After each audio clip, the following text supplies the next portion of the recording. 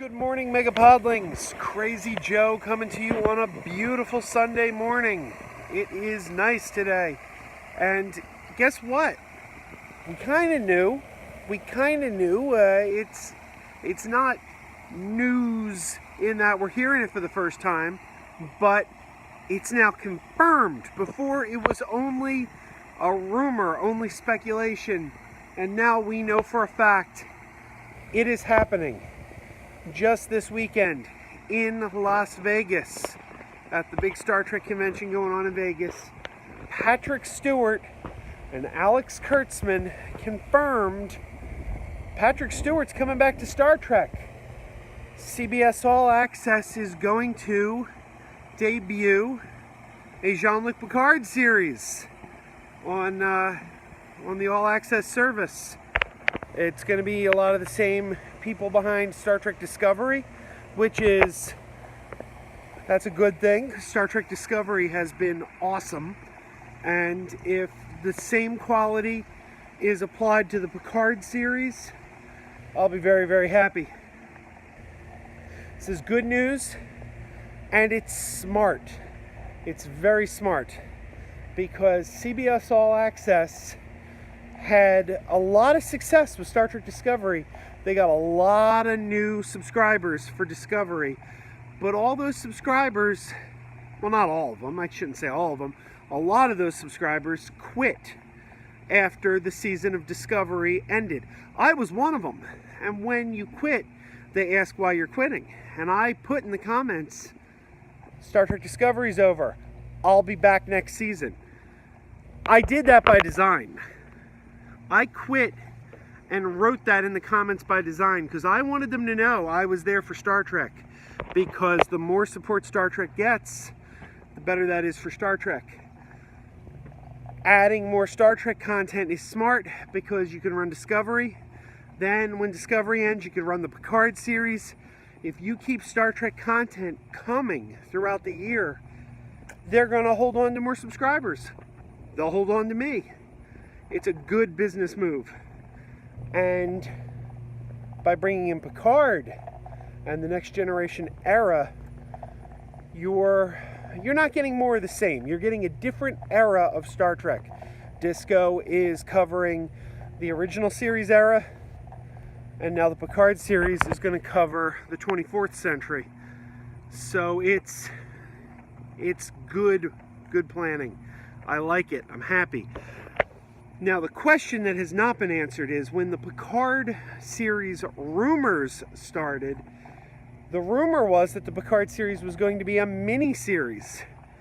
Now, in the announcement in Vegas, neither Kurtzman or Patrick Stewart said that this was going to be a mini-series. They also didn't say it wasn't going to be a mini-series. So that's kind of up in the air. Are we looking at a regular series that's going to go season after season after season until Patrick Stewart quits? Or are we looking at a 8-episode miniseries where it has a definitive beginning and end and we know where it's going to stop? We got to wait for more details. We don't even have a title yet. So that's all we know. All we know is Patrick Stewart's coming back. He's going to be Jean-Luc Picard 20 years after Star Trek Nemesis, which is kind of good because Nemesis is a weak movie. It's good to give Picard a proper send-off and not leave it at Nemesis. I hate Star Trek Nemesis. Worst Star Trek movie ever made. Worst Star Trek movie ever made. But you know what I want to see? I want to see Michael Dorn guest star as Worf, because Discovery has once again changed the Klingon look. The makeup changed for the Klingons on Discovery. Gotta be honest, I'm not crazy about the Discovery makeup. But I'm curious to see what to do with Worf now, because if the makeup used on Discovery, if that's just the Klingon look in the Star Trek universe now, then they're gonna have to... I'm curious to see what they do with Worf. I just don't know. Is he gonna be under the new makeup? Is he gonna be under the old makeup? I don't know, and I'm anxious to see. But that's that. Picard is coming back. I am a happy Trekkie. I'd be even happier if it was Cisco, because I like Cisco better than Picard. But I'll take Picard. Picard is more popular, so from a marketing point of view, Picard is a smarter choice than Cisco. Although I think there's more to be told with Cisco. We never saw what happens to Cisco after he went into the wormhole. Did he ever come out of the wormhole? He said in the final episode, "I'll be back someday." Did he come back? We don't know. In the novels he came back, but novels really are not canon. Idle speculation. But that, you know what? That's a cool thing though.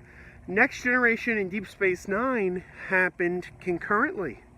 Same time period. 24th century. So everyone's like, well, Next Generation cast can make guest appearances. This is true. But also, Deep Space Nine and Voyager characters can also make guest appearances on the Picard series because they're set in the same time frame. Will they? I don't know. But they could. So there's a lot of things that can be done with this. And it'll be really exciting. I've heard some people say that they hope that Picard is still in command of the Enterprise E. I've heard rumors he's going to be an admiral. I don't know if that's true. They certainly haven't confirmed that, but I've heard the people say, well, I hope he's still in command of the Enterprise E on the new series. I personally don't think we're going to see the Enterprise E. I'll tell you why I say that. Star Trek has always had weird copyright issues. Right now, there's this thing going on between what does CBS have the rights to, what does Paramount have the rights to. Some people claim that the Paramount movies starring Chris Pine were made under a separate copyright. There's a channel on YouTube. I hate to say their name and give them attention, but I'll say their name because they got so many more subscribers than me anyway. It's like, what's it going to do? There's a channel called Midnight's Edge. I hate them because they tell a lot of untruths. If you watch their videos, there's a lot of things that are blatant lies on that channel. So I think they go for the clickbait. They say things that are false to get people to subscribe, to get attention. But one of the things, they're the ones who've always put out this claim that CBS and Paramount operate under different copyrights, which I think is nonsense. I bring this up only because this is why I don't think we'll see the Enterprise E. You'll notice if you watch Deep Space Nine a lot, or Voyager, the Enterprise E was a Sovereign-class starship. And you saw the Sovereign-class starship in 3 movies. Star Trek First Contact, Star Trek Insurrection, and Star Trek Nemesis. You never saw that ship on television. In the final episodes of Deep Space Nine, when the Dominion War was going on, you would see huge fleets of ship going to fight the Dominion, all kinds of starships. You never saw a Sovereign class. Why is that? Why did we never see a Sovereign class starship on television? I don't know the answer, but I'll tell you what I've heard, and I don't know if it's true, so take this with a grain of salt, because I don't know if it's true. Industrial Light and Magic, ILM, did the special effects for Star Trek First Contact. That was the movie where the Enterprise E made its debut. That's where we first saw a Sovereign-class starship. ILM did those special effects. So ILM essentially created the Enterprise E. I always heard that the reason the Enterprise E or Sovereign-class starships could not appear on the TV shows is because ILM had an ownership in that design, and a fee would have had to have been paid to ILM to put that on TV. To have like a group shot of ships going to fight the Dominion, you would have had to pay ILM just to have a Sovereign-class ship included.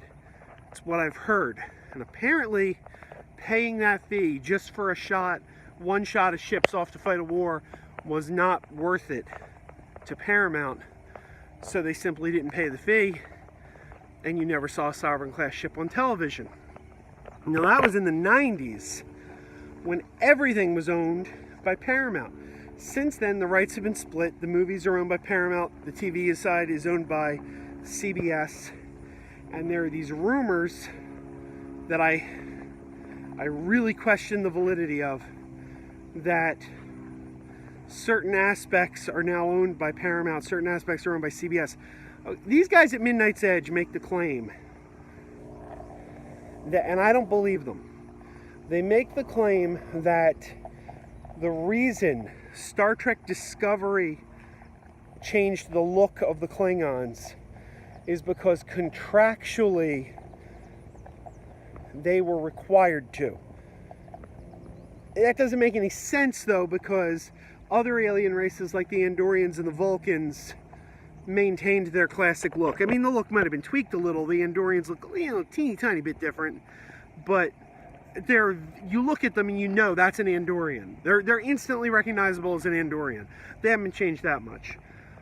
Why would this copyright require that only the Klingons be changed? If they had to change things, why wouldn't it apply to other alien races other than the Klingons? This is why I think this is nonsense. And those reports do come exclusively from Midnight's Edge, who have been caught lying about things in the past. Specifically, they made the claim that Discovery was being made under Bad Robot's copyright, which was completely false. Bad Robot has no connection to Star Trek Discovery whatsoever. Never did. So I've always been like, well, if I know you lied about A, why am I going to believe you when you say B? You've been caught lying previously, so I don't trust you when you talk about this other thing, because I know you lied about other things. So I guess the moral here is don't watch Midnight's Edge, and if you do, take every last thing they say with a grain of salt, because they've been known to be unreliable. When I don't know something, I tell you, take this with a grain of salt, I don't know it for fact. They push it out there and try to pretend it's factual. Don't like those guys. So that's that. I don't think we're going to be seeing the Enterprise E, because if there's questions about the copyright now with CBS and Paramount, then that was already a thing in the 90s. Too much red tape. I'd be shocked if we see the Enterprise E. Maybe I'm wrong. Maybe the Enterprise E will be there. Keep on wearing those pajamas.